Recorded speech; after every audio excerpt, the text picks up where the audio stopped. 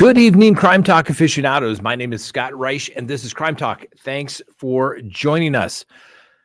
All right, we didn't put up a video earlier today because, frankly, I got stuck at the jail, and, well, let's just say it was some good comic relief. Unfortunately, I can't go into all of that, but the reality of it is sometimes you just can't make this stuff up, what people tell you.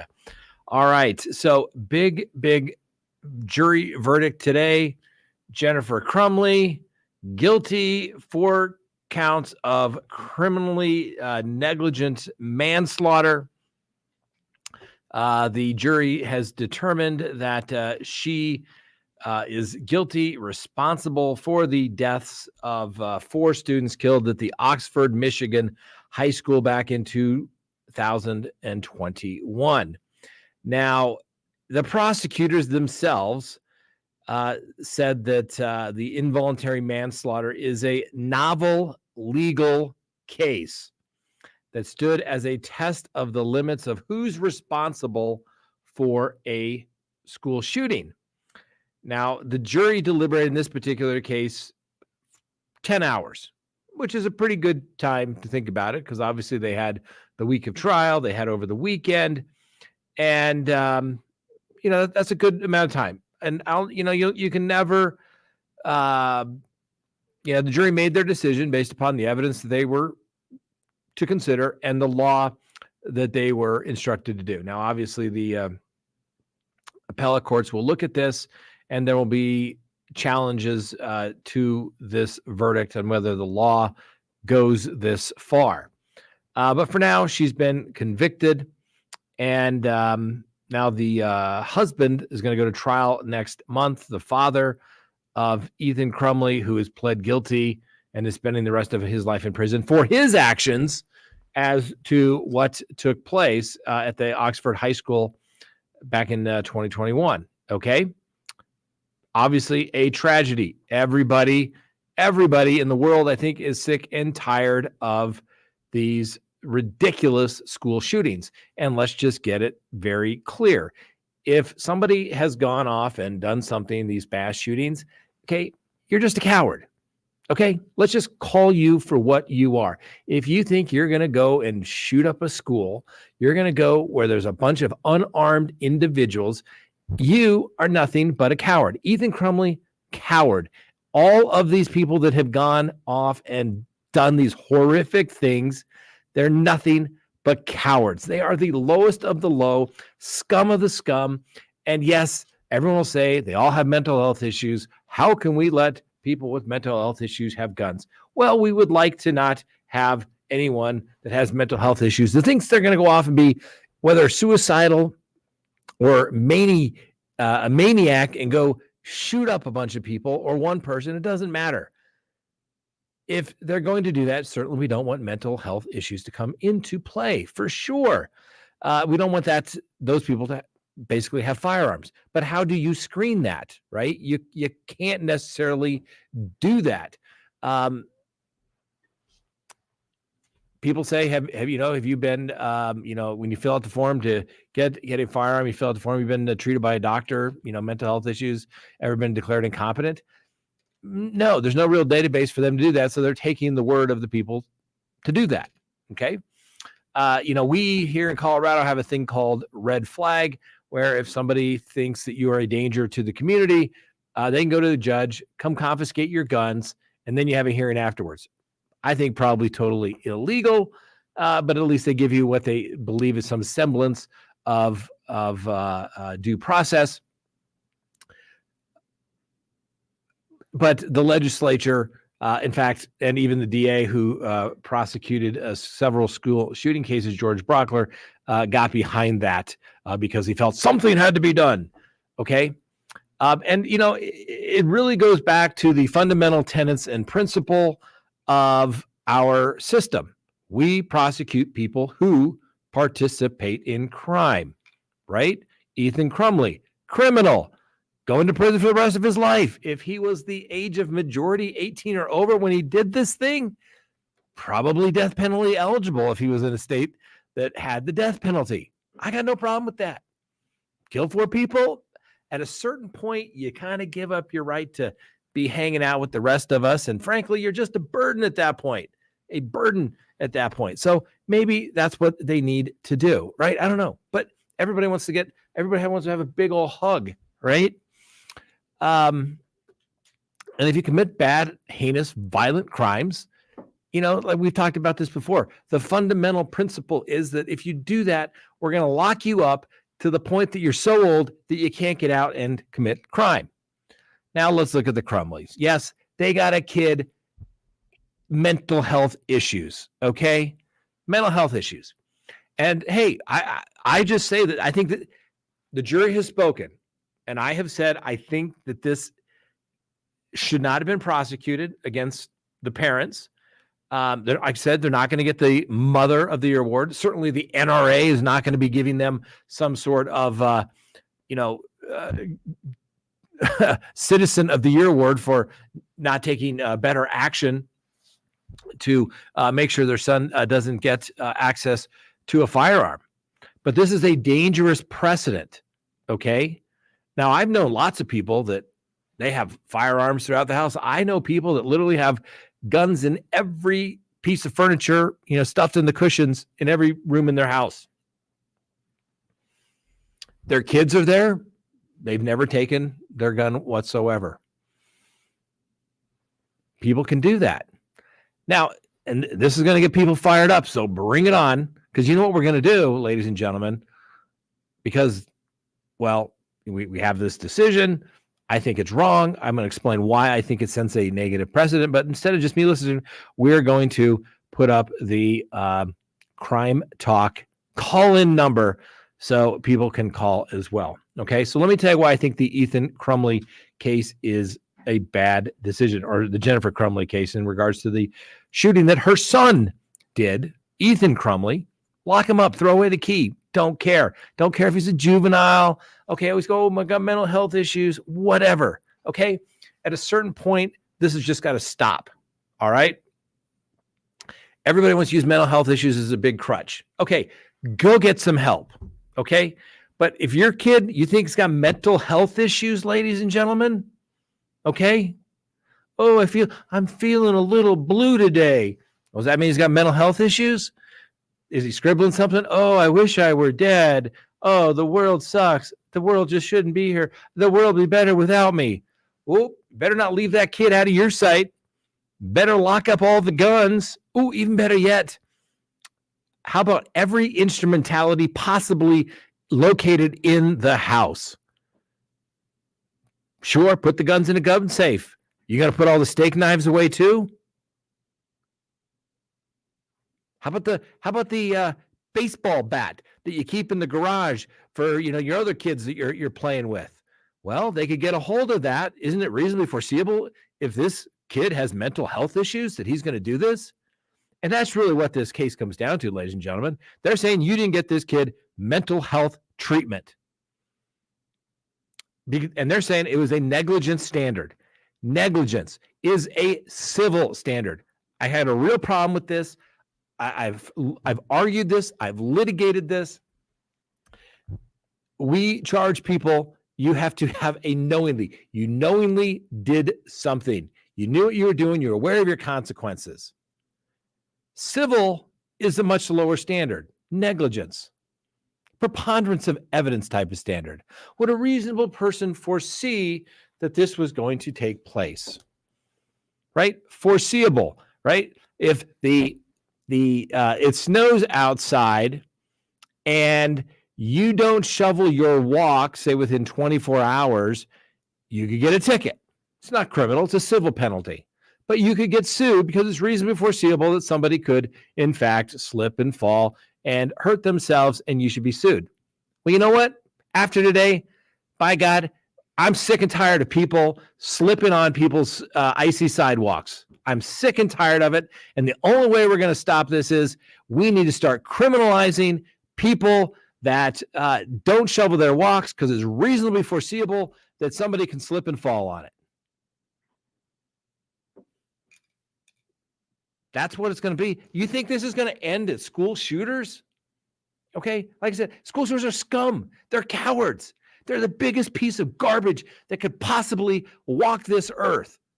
Cowards to go in there and do that to those people. They're completely unarmed, completely innocent. They're scumbags. I'm more interested in the bigger policy issue that exists here.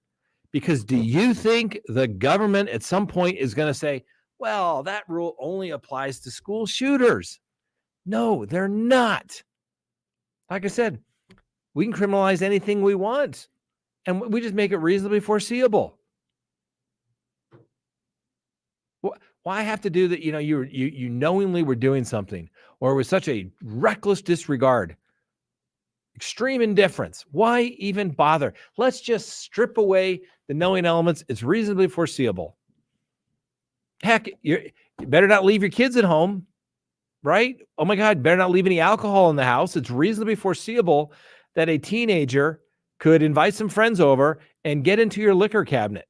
Oh, you only put one lock on there? Well, why not two? It's reasonably foreseeable that they could probably find their way in and get access to that liquor. And then, God forbid, it's reasonably foreseeable that somebody could get drunk and drink too much and get sick, or even reasonably foreseeable that somebody could get in the car and drive away.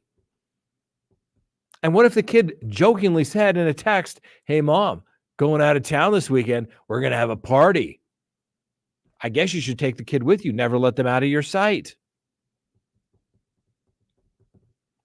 That's what it's coming down to, ladies and gentlemen. And like I said, when the prosecutors acknowledge that the prosecution of Jennifer Crumbley is a novel idea, be afraid.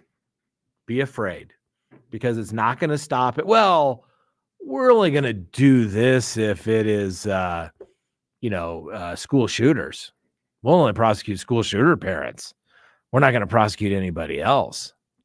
Hell, if you go back to look at all the other shootings, I think, what was it, Sandy Hook? The mom bought him the gun or took him to the range or something. You had the Columbine shooters. I mean, they were downstairs making bombs in their basement. They weren't prosecuted because they didn't commit the crime. They didn't go do it. Like I said, not going to get the Parent of the Year award at all. Not going to get the Parent of the Year award. But think about it, ladies and gentlemen. If you got kids, and particularly one that's a little emotional, maybe he's got some mental health issues, I wouldn't let that kid out of your sight. Maybe, we don't have mental institutions anymore, but you may want to, until that kid gets fixed, if they can, I certainly wouldn't want him out. I mean, what are you supposed to do? Your kid comes home one day and he's all dressed in black and he's all blue, and maybe he develops an interest in cutlery. I mean, hey, it's reasonably foreseeable. You got an emo kid. Maybe he listens to heavy rock and roll music, old headbanger stuff, right? Reasonably foreseeable. I mean, why not just start the profiling now? Why not just start the profiling now? I don't know. I think it's a dangerous precedent. I was talking to some attorneys in the office. Some of them agree that it's a dangerous precedent because it goes far. Another attorney in the office is like, I've got young kids. My kid's right to life is greater than, this person's right to have a gun, and the parent should have done something, and blah, blah, blah, blah, blah. Yeah. Pegasus adds the question here, and I saw that because it was a super chat. Can they prosecute parents for past crimes? Statute of limitations hasn't run. Heck, you go to the Ethan Crumbley case. How about the school counselors? Why stop there, ladies and gentlemen? Why stop there? The school counselors were aware of these drawings and these issues and his erratic behavior, Ethan Crumbley's erratic behavior back in 2021. And I mean, the counselor testified, well, yeah, but I didn't do anything. Why not? If you thought this kid was such a threat to everybody, why, and you didn't think the parents were taking it appropriately, how are you not responsible then, Mr. Counselor Man, Mr. School Principal? Why stop there? How about the teacher? How about maybe the teacher that the counselor went and asked somebody about, oh, should I do something? How about you call, hey, I think this kid needs a mental health hold right away. Call 911. How about the school resource officer? Reasonably foreseeable. Come on, man. Reasonable foreseeable is, it's a very low standard. Think about everything that's reasonably foreseeable. That's called negligence, right? Snowy sidewalk. Maybe spinning, a firearm around loaded. Negligent. Reasonably foreseeable. It could go off. But then to be held accountable for that criminally, ladies and gentlemen, like I said, I just don't. I think it's a dangerous precedent. Some people not agree. A lot of people are going to be like, "Oh, Scott, if it would save just one life, wouldn't it be worth it?" No, okay, because the what it boils down to is, see, and here's the thing. Melanie has this thing. Let's just go to Melanie here. Bottom line. Oh, didn't click on it. Melanie, the bottom line, if you have a weapon and you have children, you have to keep it locked up. If you don't, then you should suffer the consequences. Don't want to lock it up. Don't own one. Well, just make it a crime not to lock up your firearm. Of course, then we're going to have exceptions because, oh, maybe you live out in a ranch. Maybe you need it for predators, something along those lines. Now, like I said, I know lots of people that have weapons throughout their home, and their children never did anything to get in. I can tell you, my parents had not locked up, okay? They had a rifle and a little .22 pistol when I was growing up. Everybody knew where it was because we'd look at it like, ooh, there it is. I think we, maybe went to shoot it once at a firing range. Well, how dare you? My parents would be criminals under this standard. Don't have a gun, lock it up. Like I said, how about the cutlery? How about your sporting equipment? Anything you can possibly throw at somebody, anything that could possibly be used as a weapon, you better keep it away from your kids. So Melanie, I'm not being mean. I'm just saying that's ridiculous to say everyone has to lock it up. I could walk up to somebody with my pen, my gorgeous, beautiful Porsche pen, and shove it into somebody's throat. And why would somebody say, oh my God, now we're going to have a law that nobody should be able to have a nice pen. We should only have the little insides of the little big pen that they issue to people at the jail so that it wouldn't be sharp enough to actually poke somebody in the throat. I know people are like, oh, but it feels so good. It feels so good. We got justice, and school shooters, they're not going to do this anymore. And parents are going to lock up all of their guns, and the school shooter kids are not going to get guns. Hogwash. What about the school shooter? They can go out on the schoolyard or go on their local Facebook and buy guns. I know you may find this shocking, hard to believe, ladies and gentlemen, but there are actually pages on Facebook and Instagram and every other social media app where the gangs, the thugs, the people that want guns that can't get them because they're prohibited people, okay, they can go get one. Is the parent responsible for them too? I mean, they're the parent. How can this parent not know what's going on in your kid's life? Think about all the things, if you have children, that you didn't find out until much later in life that they did certain things that maybe you wouldn't have allowed, that maybe was dangerous, where somebody could have got hurt. Dangerous precedent, ladies and gentlemen. Let's see. We got another super chat here. Let's see here. Who's this? I hate how they use hindsight to argue that they should see signs. Evidence was shown in linear fashion, but as parents, our teenagers aren't talking to us. Nika, Good point. Good point. Okay, normal conversation with a teenager. So, how was your day? Good. What'd you do in school today? Nothing. Oh, that's great. That's great. How's your dinner? Oh, good. Did you learn anything in school today? No. So, did you have any suicidal ideations and thought maybe you were going to break into the gun cabinet and steal the gun and go do terrible things to innocent people? No. Oh, okay. Well, just checking. I mean, I asked. I got to ask now. And here's the other thing. Everyone's always talking about, I mean, what, 99.9% of all these school shooters, mental health issues, right? Let's face it. You want to get down to the brass tacks here? Probably most people have some sort of mental health issue, right? At least in my daily work, it seems like I meet lots and lots of people that have a lot of mental health issues. People usually know that they have mental health issues. A lot of them don't get them treated. They self-medicate. They do drugs. They don't want to get the help. Okay? But then people don't want the stigma of having mental health issues. You can't put a label on that. That's going to stigmatize them. It does. So if you've got mental health issues, I think what we should really start to do, because if it would save just one life, wouldn't it be worth it? Wouldn't it be worth it, ladies and gentlemen, if we save just one life?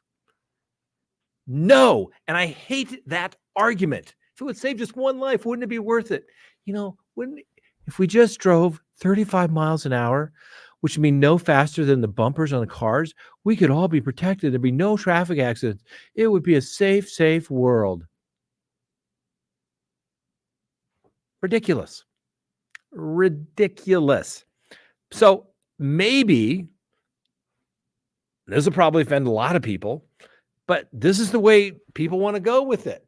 If it would save just one life, wouldn't it be worth it? Like today's verdict is going to somehow deter school shooters or mass shooters of any kind to go do something. If your kid, let's just do this. If your kid has shown any sign of mental health impairment of any kind, ever felt a little blue? Like kids can't even get into the psychologists and psychiatrists these days because they all think they have mental health issues. How about if you've ever gone to a psychiatrist, you just be put on a list, right? At least then we'll have the database and we'll know. And I think we start this list probably by 5 or 6, right? Maybe we have the school start reporting these things. Oh, this kid, got a little ADD. You know how those ADD kids are, a little hyperactive. We don't give them some stuff to calm them down. Who knows what they could do? I mean, after all, it's reasonably foreseeable because other people have done the exact same thing. Put them on the list. Let's stigmatize them for the rest of their days, because if it would save just one life, wouldn't it be worth it? Come on. How about your kid that goes to, and this is a true story, right? My son played very competitive golf when he was in his youth and high school, and he played in college as well. And at a certain point, everybody becomes pretty much about the same ability as it relates to golf, but it's who has the mental toughness up above to take it. And so at one point, one of the golf coaches said, "Hey, you may want to go talk to a sports psychologist." And my son's like, "Okay, let that shot go. Think about the next one, visualize the one in front," right? And he's going to apply, or he's in the process of applying to a military academy. And like, have you ever seen a psychologist? And he's like, "Well, yeah." That just about put the whole brakes on everything for him. A sports psychologist, not because he felt blue, not because he wanted to hurt somebody, not because he was emotionally distressed. It was because he wanted to play a better golf game. Think about it, ladies and gentlemen. Maybe you're going through a tough time in your life. You're a little emotional. and you want to talk to a psychologist, a psychiatrist, maybe even social workers, and they say, oh, they're a little depressed, a little blue, put them on the list. Better be safe than sorry. It's a dangerous, dangerous proposition that they have pushed forward today. So, all right, super chat. How can they prosecute as an adult yet prosecute the parents? How can they prosecute as an adult yet prosecute the parents like a juvenile? I mean, Pegasus is kind of an interesting question there. Yeah, they prosecuted, Ethan Crumbley as an adult because most states say over 14, you can be charged as an adult in most states. You want to commit big boy crimes, big girl crimes, you can go do big boy time. And Ethan Crumbley will do that. He will rot in prison where he belongs. Okay? Yeah. And yet the parents are going to be said, you didn't do enough. Didn't do enough. All right. At least we know what the standard is in Michigan. I'm sure it will spread rather quickly. So if you have a child with any sort of mental health issues, be prepared. Right. I've had lots of clients over the years that were mentally challenged and they committed crime because they were just doing what, kind of felt good. Didn't really appreciate what was going on, but it doesn't really matter. I say prosecute the parents. Prosecute the parents. I mean, think about it, how this can go. Instead, now, if let's say somebody does something, mom marries new guy, dad does terrible things to young children of mom. Prosecute dad. Obviously, if mom knew it was going on, said, hey, here, take the kids in the back room, she should be prosecuted. But if mom didn't know, they don't prosecute mom. Under this standard, bring it on. Mom, you should have known. It's reasonably foreseeable that most people that are going to sexually assault your children are people that they know. And it's very foreseeable that it's probably the new boyfriend that comes in and does these things. So we're going to prosecute mom. Think about it, ladies and gentlemen. It feels really good at the time. They got their justice. I saw one of the dads said something to the effect that finally, we're getting some justice on this case. Really? Wow, the mom and dad are going to prison. And what does that change? Nothing. But be careful. I mean, everybody,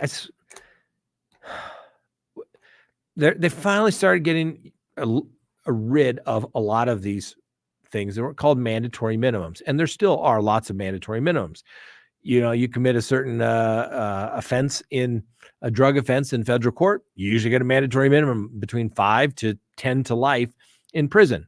And most people say, drugs, we're sending people to prison for drugs. Yep, minimum 10, 30, 20, 30, 40 years life. Okay. But what did that was in response to what everybody wanted. Let's take the discretion out of the judge because their job is to look at each case individually and decide who was worthy of, a prison sentence and who was not. And so there you go. And so as the years went on, the legislatures became harsher and harsher in that, and then they kind of laxed them a little bit. And everybody thought originally the mandatory minimums were the best things ever for the justice system ever. And I get it for violent crimes. I'm with you. Violent crimes, you do something violent, like I said, lock you up till you're so old you can't get out and harm anybody because your cane won't let you do there. Your arthritis won't let you go there. And everybody thinks it's great. And then somebody in somebody's family would get in trouble. And they'd say, what do you mean it's a mandatory minimum? Well, it's a mandatory minimum. Regardless of what happens, short of a win at trial, you're going to have to go to 5 years in prison. I know you're upstanding citizen. You've never been in trouble before. Sure, there's going to be lots of people in that courtroom that day that have a criminal history a mile long, but you are, you just picked one of those crimes, man. It sucks being you. Legislature just said this is what you got to do: 5 years minimum. And you're like, the usual case was like assault on a peace officer. Had a guy who was looking at 5 years minimum. The guy, they said he resisted, and the officer cut himself while placing the handcuffs on the defendant. And since the officer suffered bodily injury, i.e. pain, that warranted 5 years in prison. And they were not backing off of that whatsoever. And everyone, like I said, everybody loves all that mandatory minimum, go get them kind of stuff. And don't get me wrong, you got to prosecute crime. I get it. But you don't need to go make it up on this theory, because this isn't going to stop here, ladies and gentlemen. This isn't going to just be, oh, we only prosecute school shooter parents. Heck, why not prosecute every parent of everyone where their kid lives at home? Let's prosecute every parent of every kid living in their basement if they commit a crime. I could think of lots of crimes that are probably being committed online in the internet. Hey, doesn't matter if you didn't know what was going on. You don't know what's going on down there in the basement. What kind of parent are you not knowing what your child is surfing on the internet, who they're making contact with, right? Even if you got some wackadoo out there trolling for kids, right? Prosecute his wife that's asleep upstairs. What kind of wife? She should have known what was going on out there trying to meet young kids. Prosecute her, I say. Prosecute her, one and all. Heck, how about the lady that knows her husband's going to go to the bar and have a drink on the way home? She knew it. What kind of a real wife would have gone and picked him up or ordered him an Uber? But no, she didn't do that. She was too busy doing whatever she was doing, probably taking care of the kids. Couldn't go and pick him up and drive him home. Reasonably foreseeable he could have that drink, maybe two, because I always say it's two, but it's always more, and get in a car, hit somebody, kill them, prosecute the wife. My God, where does it stop, ladies and gentlemen? It's not. All right, we got some more super chats up here, Frank. Let's see here. Jess, super chat. Should we prosecute the cruelty of children who bully and ostracize socially awkward and weird kids, causing them to lash out violently? Should the parents be expected to prevent this? Well, under the Michigan law, it's no longer a novel legal theory. Yes, you should prosecute children that bully, and you should prosecute the parents of children that bully. Because what kind of a parent are you if you allow your kid to bully another kid? I mean, you're obviously not involved enough in your children's life. So, I mean, yeah, sure, they got human services, take your kids away, terminate your parental rights. Sure, that's the start of it. But I say just go big. Prosecute the parents. Prosecute the parents of the kids that are bullying at school, because the parents obviously knew. And if they didn't know, they're bad parents anyway, because a reasonably foreseeable parent would look into this, sitting at the kitchen table. So, little Johnny, did you bully anybody today? No, Mom, I didn't. I'm a little angel. Really? Well, the teacher said you bullied somebody. That teacher's mistaken. I'd never bully anybody. I'm little Johnny. I'm friends with everybody. I wouldn't do anything to little Joey. I know everyone's like, oh, Scott, if you have a gun, you don't lock it up, you're negligent, blah, blah, blah. Okay, let's follow that logic. And you say, oh, Scott, that's absurd. Is it? It was absurd that they were going to prosecute somebody for what their child did. And it's never been done before. And it was challenged, of course, like, well, I'm not going to rule because, I'm a district court judge and I don't want to do anything. And there's some evidence for it to go forward and we'll let the jury decide. And I mean, it's got to go up to the Michigan Supreme Court, and who knows what they'll do. But I'm telling you, be careful what you wish for, ladies and gentlemen. Be careful what you wish for. Mark it. Write it down. February 6th, 2024. Scott told you this theory is not going to stop. This theory of prosecution is not going to stop just for school shooters. It's not.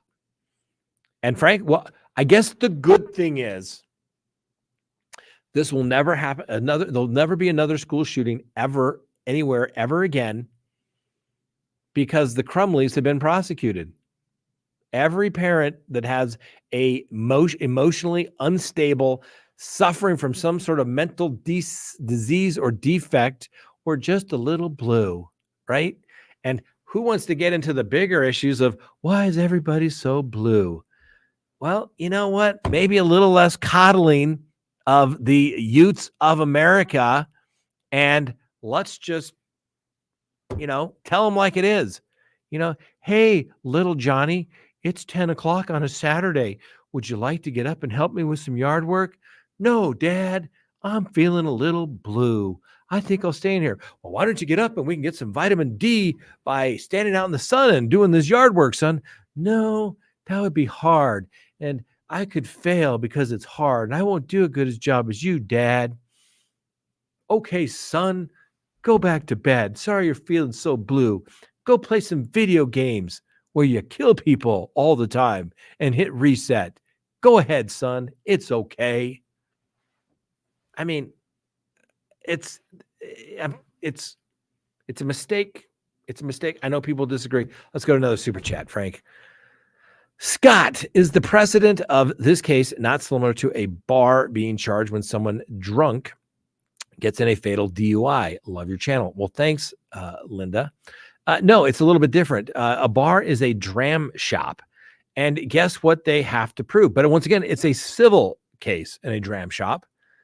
But they have to prove that the bar owner or the bar server knowingly overserved somebody, knowingly knew that the guy was sloppy drunk, couldn't stand up. Oh my gosh, have another one. Let me run your credit card. That's a big difference, right? In criminal law, you have to prove the mental state.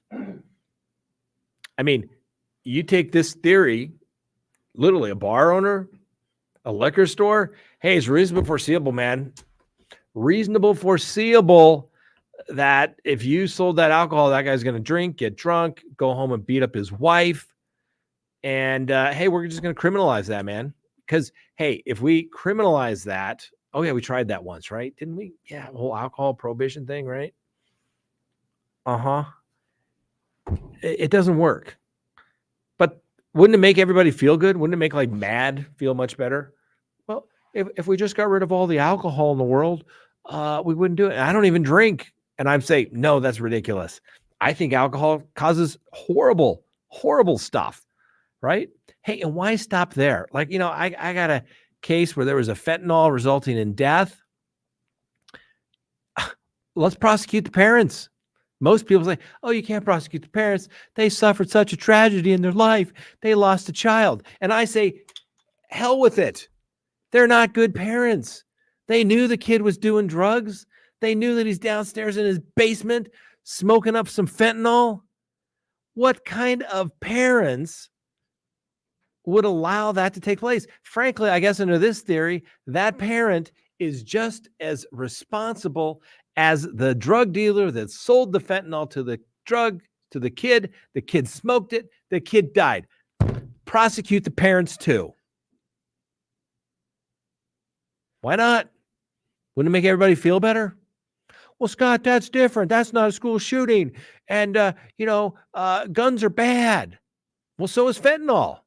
And I think the only way we can do this is start maybe waking up the parents of these drug users, because obviously the parents should know what's going on in their kid's life. How could they not know their kid was doing drugs? Charge them all, I say. That's what the Crumbley precedent, it'll go there, ladies and gentlemen. Maybe not tomorrow, maybe not next week, but they're going to go there. And if you are the flavor of the month, or you're part of the political hit job that they want to go after, I get it. School shootings bad. Nobody's going to say school shootings are good. All mass shootings bad. I get it. But you go after the people that actually did something. You know, they have, I mean, think about it. Why just go after the parents, right? Go after the gun shop. I mean, sure, the kid passed the background check, but look at that kid. He looked like a freak. Let's call it for what he is. He looked like one of those little emo kids, all emotional. If I was a gun owner, a reasonable gun owner wouldn't have sold that gun to a kid. So obviously that gun owner the gun store was a bad gun seller, and they didn't have enough places because it's obviously reasonable foreseeable this kid's mentally ill. I mean, and I know this may be hard to believe, ladies and gentlemen, but you can actually possess firearms. Children can possess firearms in most states. You know, some of them have handguns are, 18, long rifles, 14. Go out on a farm. You know, they always have the exceptions, farms. Like, it used to be here in Colorado, I think you had to be 16 to get a driver's license. But if you lived on a farm, it was 14. I mean, like I said, how many people know people live in farms that have guns on, over the mantle? They don't go shooting up everything. Super chat, Southern Mom. Oh, Pegasus. I'm sorry. We'll do the Pegasus. Because they prosecuted the parents because he was 15, but prosecuted him like an adult. What is the definition of your kid cut off age? Well, normally the general rule is that no one under 10 is usually prosecuted as a juvenile. And normally 14 is the age of an adult. And yeah, I think 14 is a good enough age for you to be prosecuted as an adult. I know 14, you are young and stupid and dumb. I get it. But sometimes, hey, man, you do some things that are just so stupid, you got to go pay for them. And you should be prosecuted for what you did. Absolutely. All right. Next one, Frank. Michael, thanks for the super chat. Thoughts on this potentially leading to more Jennifer Pan cases? Parents dictating every walking hour of child's life out of fear. Hey, if you have a kid who's got mental health issues, heck, don't even stop. I mean, maybe your kid's just a little weird and awkward, man. Maybe just a little weird and awkward. I say, call me. Better lawyer up now. Don't let him out of your sight. Don't let him use the car. Who knows what he could do in that car? Like I said, lock up the cutlery. Take away all the sharp objects.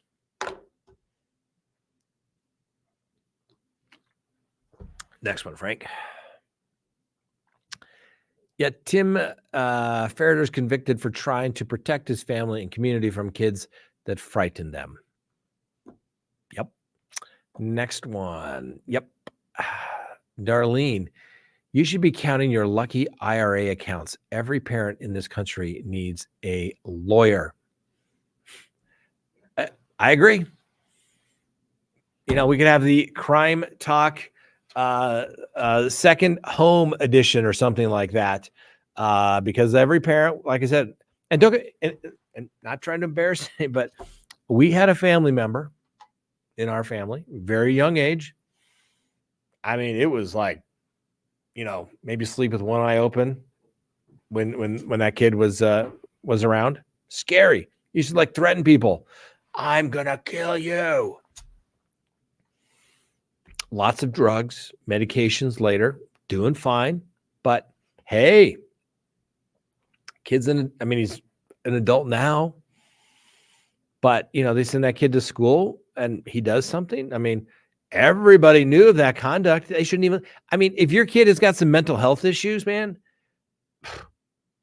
I say kick him out of school. We just don't know what's going on. They're not safe. They're not safe to be around. And the parent should have to stay home with them 24/7 so that we guarantee that kid doesn't do something strange or harmful or hurtful. Like I said, why draw the line that somebody's actually been diagnosed with something or maybe should be diagnosed? I mean, I say, damn with stigma. I want stigma written all over it. Mental health issues. Put it right there so everybody knows. Say, ooh, dude's got mental health issues. A little bipolar today, huh? Oh, we're going to be a little, yeah, you can't come to work today. Can't bring your kid to school today either. Nope, don't trust you. You know how those people are with mental health issues. We know they don't take their medication, right? It's reasonably foreseeable they're going to start feeling better, stop their medications, and who knows what they're going to do. Under Crumbley, we know it's reasonably foreseeable, a negligence standard, that they should have done something. I mean, and if you can reasonably foresee it, it's practically like you're condoning it. You're practically telling them to go do it. That's what this precedent has now set. So I hope the prosecutor, quite happy, probably run for higher office, maybe governor or something. I prosecuted this case. It was a unique, there were lots of unique cases, legal theories that were prosecuted. Remember, like Ken Lay, the Enron case, unique legal theory, gets convicted. Ken Lay dies before that, but everyone else got convicted. Poof, reversed. Because people that are not sitting in the courtroom, don't have to stare the parents in the face, have to look at it logically, rationally, on the cold paper of the record, and say, this is kind of scary. And I'm sure the Michigan legislature will be like, oh, this is great. Guarantee you. Mark my word. I will be watching. It's not going to stop here. They're going to someone's going to pass a law that says any parent who has a child that uses a weapon, a sharp, blunt object, anything, right? We have the case where the kids threw the rocks off the bridge, hitting the girl driving a car and killing her. 3 of them. And the kids had done it before. Prosecute the parents, man. Prosecute the parents. I mean, what kind of parents don't know what their kids are doing? What kind of parent doesn't know what their kids are out doing with their friends, ladies and gentlemen? That's what it amounts to. That is what it amounts to. Super chat. Southern mom. Ethan took full responsibility during his sentencing. The judge ruled in favor of prosecution in some evidence allowed, and she didn't actually rule on calling him as a witness because he would have pled the 5th. My opinion, bad verdict. Yes, and so that gets interesting. Why would he have pled the 5th, right? He pled guilty. Yeah, they're going to appeal the sentencing. Oh, he shouldn't have. But it's not like it's a whodunit. He's guilty as sin. Once again, Ethan Crumbley, coward. First of all, he goes and shoots up the school, kills 4 of his classmates, and then doesn't even have the guts to show up and say, listen, my mom is not responsible. I did it all on my own. I mean, he tried to say that in court, but that's not admissible in court for the mom or the dad. I mean, really, Ethan Crumbley really think he's going to get out of prison someday? He really thinks he's going to get some relief someday? No, not going to happen. He should have stepped up. He obviously was anything but a man when he did those cowardly acts. You would think maybe he could get into maybe a little bit of manhood mode and do the right thing, right? But apparently not. Coward. Great comment, Southern Mom. Thanks for the super chat. Hey, Frank, there may be something out there, I think. We'll see. I think. Who knows? Next, Scott. I felt most of the prosecution's case was a character assassination.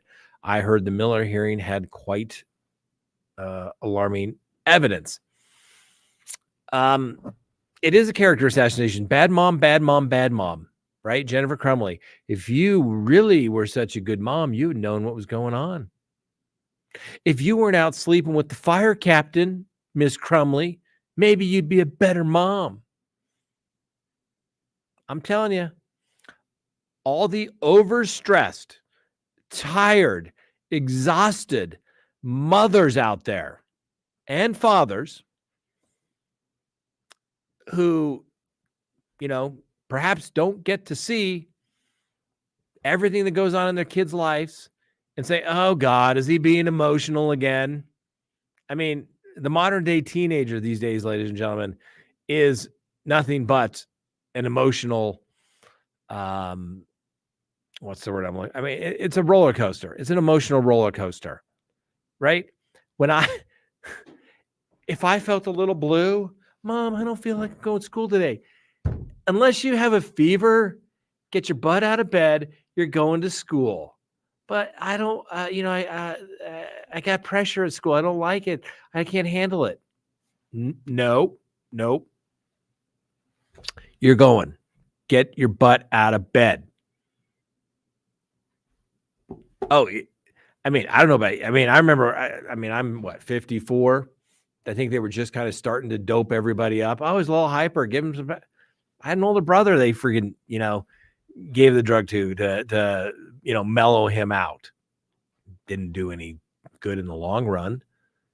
I mean, I just don't get it, ladies and gentlemen. Anyway, we'll see. Guns aren't the problem. Mental health is. Well, like I said, not there? No. Man, geez. All right, this is a real travesty, ladies and gentlemen. Grubhub, all right? They say they're going to order our food. Second time this week. It hasn't shown up. Frank,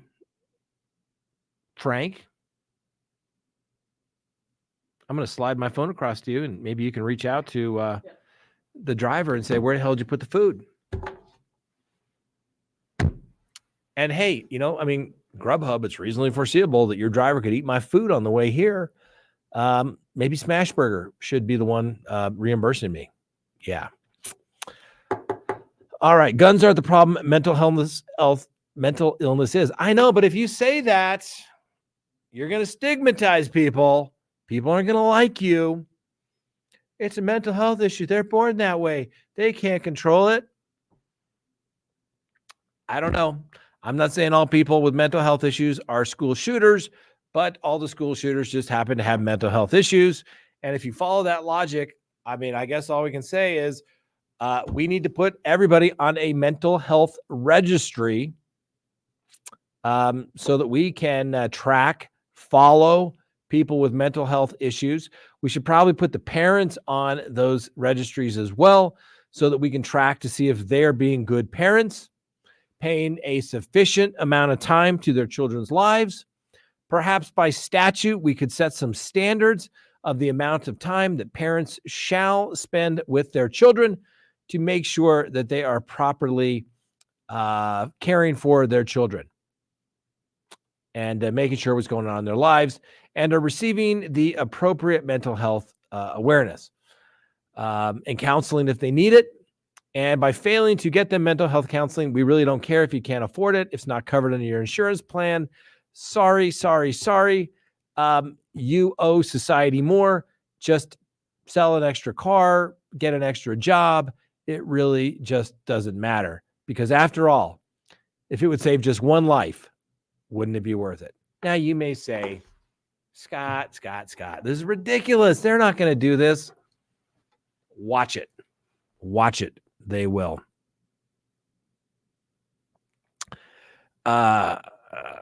Scott, have you been drinking? I don't drink, but I had a sip of water, just so it was clear, and I got a little bit of a gas or a hiccup there. Okay. What? All right, more super chats. Let's see. Bring them on. Scott. Oh, we did this one already. This is the best live you've ever done. Show them with facts. And sometimes, ladies and gentlemen, you have to demonstrate absurdity with absurdity. And then it usually turns out that absurdity, well, it happens. Next one. There's so many things that come up as appellate issues. Yeah, it's a public policy issue as well. I mean, we're just going to have to decide as a nation, who are we going to prosecute for crimes? Obviously, if you participate in a crime, you got to deal with the consequences that come with it. But you negligently injured somebody because you didn't take the stance because it was reasonably foreseeable that they were going to go do something. Really? Like I said, where does it stop? Tell them we didn't get our food. I want to cancel this order and receive. Yes, I want my order. We're starving here. We're practically dying here. You can finish it up. Grubhub, second time this week, you've screwed this up. I don't know if it's the delivery driver, but all I know is Grubhub, it's reasonably foreseeable. And when you take my money and you don't deliver my food, that's theft. That is theft. Okay. And why the Grubhub driver can't let me know, the door is right there. Gosh. Yeah, I think they'll be great. There'll be appellate issues, but we'll see. Perhaps the likelihood of getting a book deal tempted jurors to vote guilty. How powerful they must feel to have potentially changed case law. Oh, I'm sure they're all going to be on the morning shows tomorrow saying it was a great. I think they interviewed one of the jurors. Let me see if I can find this article. Like we looked at it, and she was the last person with the gun. Yeah, I mean, yeah, the jurors, 4-person. After the verdict Tuesday, the juror 4-person took the case very seriously, and both sides were well represented in deliberations. Well, the attorneys or both sides of the argument was well presented. The thing that really hammered it home was that she was the last adult with the gun, she said. Oh, I guess the husband then is innocent. The gun was last seen on surveillance video with Jennifer Crumbley and her son went to a gun range on November 27th. In the prosecution's closing argument, McDonald put up a photo of her leaving the range holding the gun case. Oh my God. That's what the jury's deciding vote was. Now, let's just make sure I get the right here. November, what was the exact date of the shooting? And she had the gun case. Okay. And somehow Ethan got the gun without their knowledge. This is the last picture we have of that gun until we see it murder 4 kids on November 30th. Okay, November 30th. So 3 days prior, she had the gun. And how dare she take even a child to a gun range to learn the proper handling and shooting of a firearm? Obviously, she was there practically to make sure he could sight in good, to go kill as many people as they could. Crumbley testified that after the gun range, she put the gun case in her vehicle's trunk in the area where the spare tire was. Once home, which is good, safe transportation, right? Don't want the gun in there to harm police officers if they pull you over for speeding. There's a officer. I just want to let you know there's a firearm in the car, but it's in the trunk. Oh, shucks. Thanks, ma'am. That's the way we like it. We don't want anybody making a furtive movement because I could have to kill you. Oh, thanks. I'm glad you put it in there. Once home, she took the ammo inside, but left the gun case in the locked vehicle for a couple of hours until her husband came home, and he then took the case inside. That is what the jury said they hang their hat on. I just don't feel comfortable with it, she explained, of leaving the gun in the car. That's his thing. Wow. Okay. Hey, you know what? If you get your gun stolen in a burglary, I say prosecute you, man. Prosecute you. How many people have guns stolen from their cars, their homes? All the time, right? All the guns used, not all the guns, but a lot of the guns used in criminal activity, home invasions. People have stolen the guns in burglaries. Prosecute them all. That's what I say. Prosecute them all. Prosecute them all. Prosecute the school teacher, prosecute the school teacher, the counselor, the principal, the counselors, the school resource officer. I mean, they should have known this kid was emo. They should have had eyes on him all times. Every time that Ethan Crumbley came walking through that door, that school resource officer would be like, Ethan, watching you, watching me, watching you, right? Where's the stop? Superintendent. If they had better security at the school, maybe this wouldn't happen. And mark my word, The family has sued the school district. I'm sure they're going to get probably $2 million a piece. Write a big check. Yep. Write a big check. Write a big check. All right. Next one, Frank. Parkland shooter had years of mental health treatment. Well, obviously, don't forget the Aurora Theater shooter. He was seeing a psychiatrist, I believe, maybe psychologist. Don't correct. I mean, I may be wrong in that, but he was seeking mental health treatment when he went into the Aurora Theater shooting at the Batman movie and killed like 14 people. By God, prosecute the therapist as well. I mean, she had a duty even there for that sake, right? To report somebody if she thought there, but she didn't think there was an immediate harm to that particular individual. So, let's see here. No law to look. Let's see here. Is that the super chat you're going to click on, Frank? Okay, yeah, sorry. Go ahead. No law to look of bad parenting was why the vote. Look out all. Lock the kids up. What about charging outsiders influences? Thanks. Love it, Scott. Under your scars. I mean, I agree. It's bad. This was you're a bad parent. You are a bad parent vote. You're a bad parent. Go to prison. And hey, if you've ever had kids, you know it's a crapshoot whether they turn out to be good and productive members of society or whether they, did all this stuff, do these terrible things. It's kind of a luck of the draw. Be careful, I guess, who you have children with, because they could help send you to prison someday. All right. Was there one more? Yeah. My son lived himself 3 years ago. He was the happiest person ever. Are you saying it's my fault? I'm not, Crystal. I'm not saying that, but the prosecutors may. The prosecutors may. And my heart goes out to you if you lost your son. And the logic that they have in the Crumbley cases, you should have known what was going on in somebody's life. I'm sorry for your loss.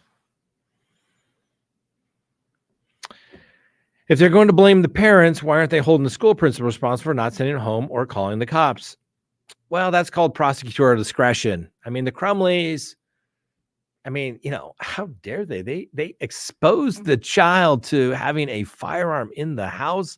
They bought it for him as a gift, even though it was supposed to only be supervised with the parent around, the father. How dare they do that? I mean, I think there's a little bit deeper issue there by the prosecutors. But listen, the prosecutors, they're going to go after the school district. No principals or teachers would go to school. So we're not going to prosecute them, prosecute the parents. I mean, think about it. How much power and control you give to your children's lives, right? What are the in locus parenti? When you go to school, it's a legal term. The school takes over as the parents, and they are the ones responsible for educating, making sure the kids become good or bad productive members of society. It's a legal term. It's what juvenile law is basically. In locus parenti. They can search the school locker. They don't need the permission because they're like your parents. If you go with that legal theory, right? They substitute as parents. Yeah, the school should be prosecuted. Why not? Heck, prosecute. I said, every school resource officer, every principal, teacher of a kid that ever came back and did something wrong. I don't care how many years ago. You should know better than that. Did you report it to somebody? Did you get them the mental health treatment that they needed? Like I said, everybody feels good about it. Yay, the Crumbleys are convicted. Yay, yay. Don't we all feel so good? This is going to prevent parents from allowing their children to go shoot up schools. No, I don't think it will. It's kind of like laws don't necessarily prevent criminals from breaking the law. Do you think most criminals say, well, we can't do that. That's against the law. We can't do that. We could get in trouble. Just like you think a school shooter is going to be like, you know what? I mean, sure, I'll get in trouble if I do this, but I want the cops to, take me out anyway. So it doesn't really matter, but I'm not going to do it because my parents, or maybe they need to start adding to their little, their little manifestos that they write. My mom and dad were good parents. They didn't know what I was about to do. Please don't prosecute them. They had no idea. I did this all without their knowledge. I was such a good, deceptive teenager.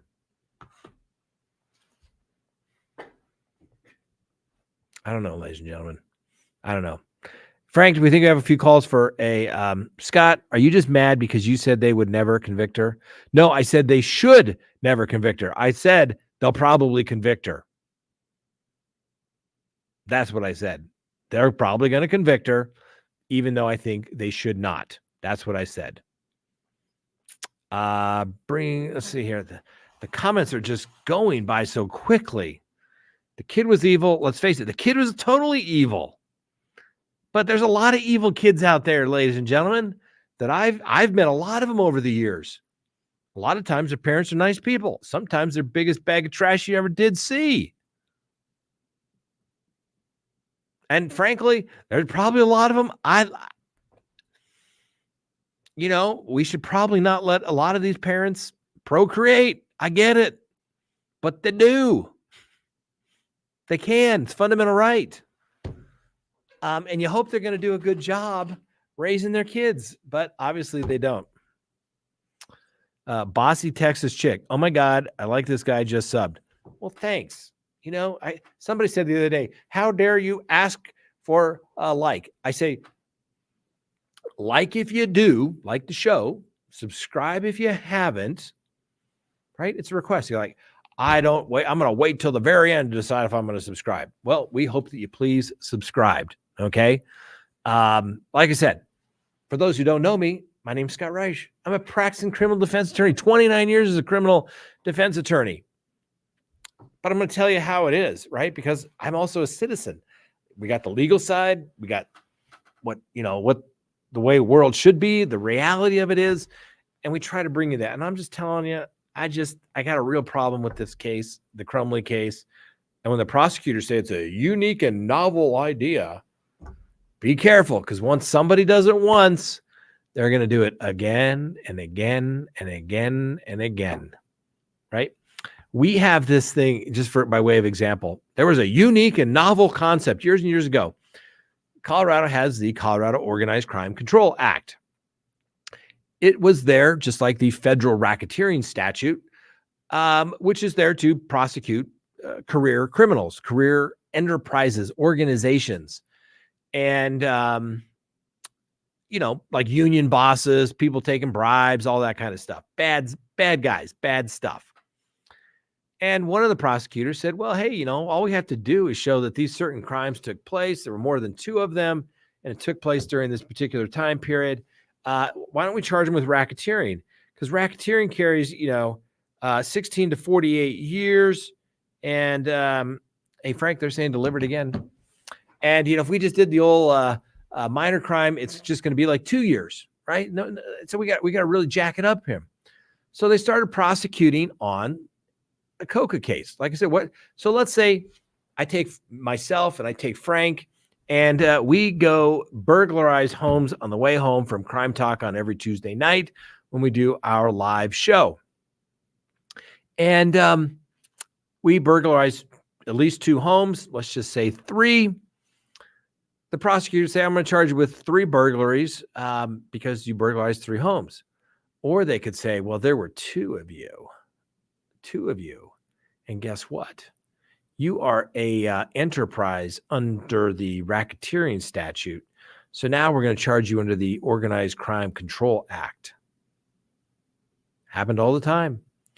And finally, the courts are saying, well, maybe this really wasn't what the statute was meant for, but somebody gave it and said it's a unique and novel idea.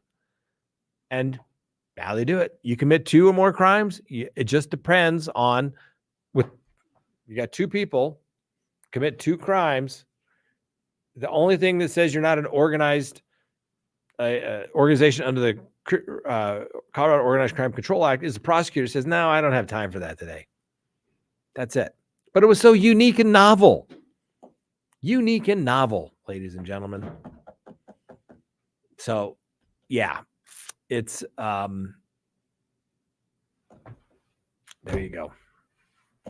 There you go. Let's see here. Valerie, let's see. That's just convicted murders, mother convicted of voluntary manslaughter because she and her husband put a gun and ammo in his hand. This is irregardless of his mental. Yeah, he snuck the gun out. If the parents had said, Ethan, today's the big day. Let me get you the gun. Let me get you the ammo. I'd say prosecute them I'd say, why stop with criminally negligent? They are guilty of first-degree murder. They didn't. He snuck the gun out without their knowledge, ladies and gentlemen. That is what I have a problem with that.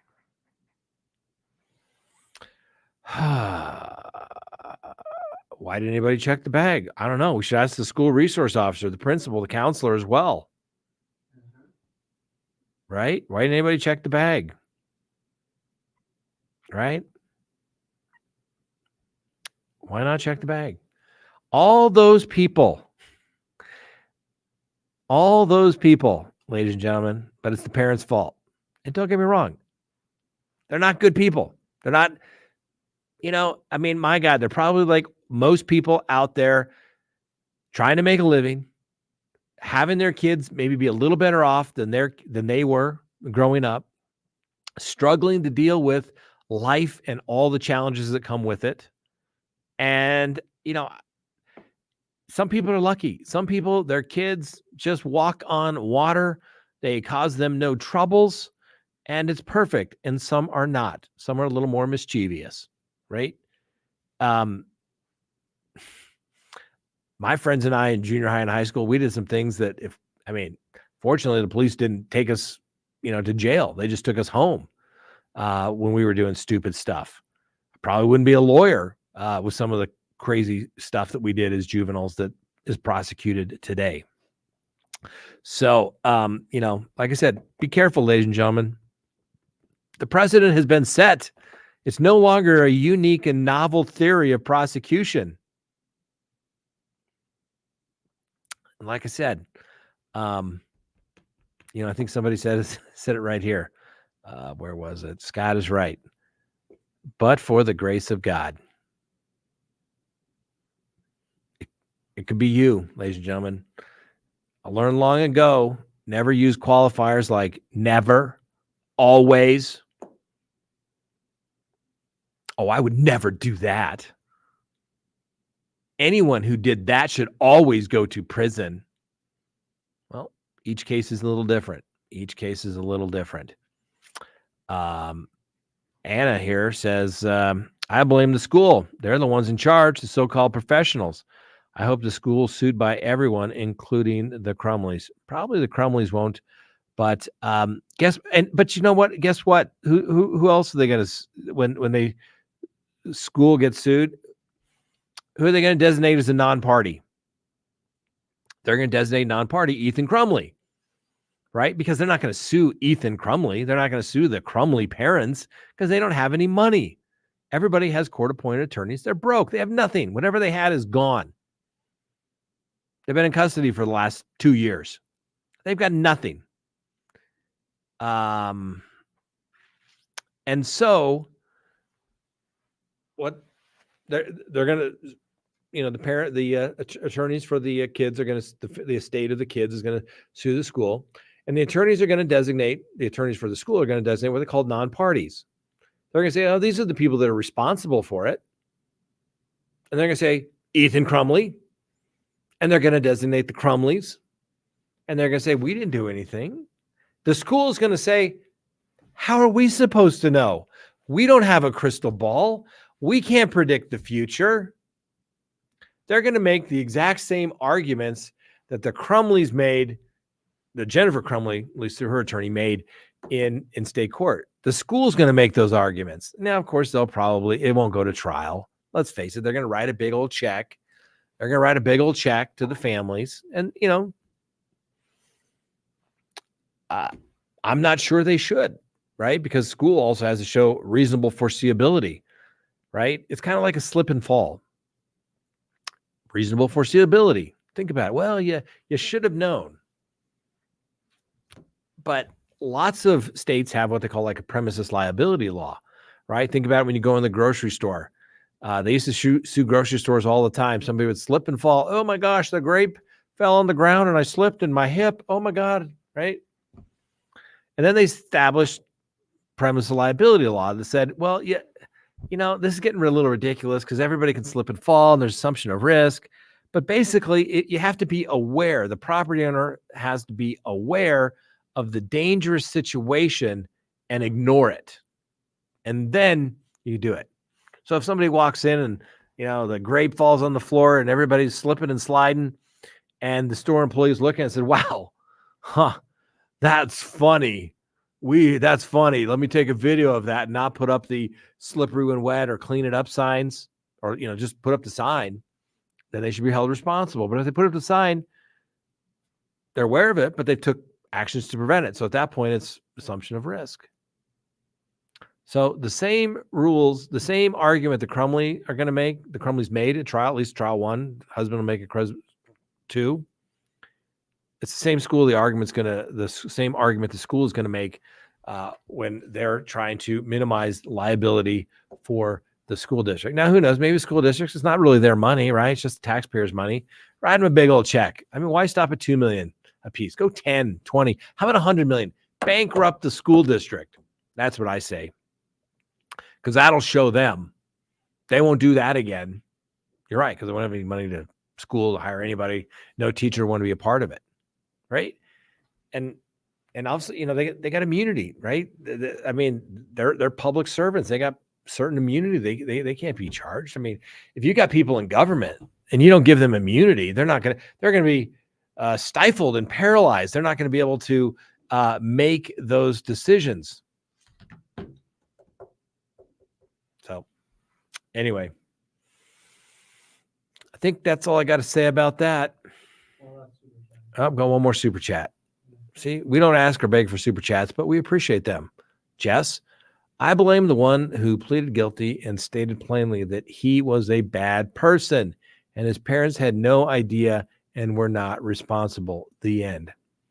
Couldn't agree more with you, Jess. That's what our legal system is fundamentally based upon. You hold the bad actor responsible. You hold the bad actor responsible, not just them. All right, ladies and gentlemen, guess what? It's time for our Patreon show. If you haven't become a Patreon, go down to the little link below, hit the little link, sign up. I think it's like $2, $5, something like that. Conversation will continue tonight. And guess what? We will put up the call-in line. We never got to the call-in line, Frank. Not a single call. Well, maybe. I don't think they had the number. I don't think I gave them the number. Yeah, but I put it on. Oh, did you? Frank did it. All right. Well, we'll do that. Maybe we'll do it again. We'll definitely do it on our Patreon show because Patreon people like to call in because it's their show. We'll talk about whatever they want to talk about. And heck, we didn't even get to talk about Koberger. We didn't do our dumb criminal of the day, but hey, like I said, we'll leave it there. I want to thank everybody for joining us. Hey, even if you disagree, we appreciate you taking the time to listen to our point of view. Don't have to necessarily agree to be a subscriber or a CrimeTalk aficionado.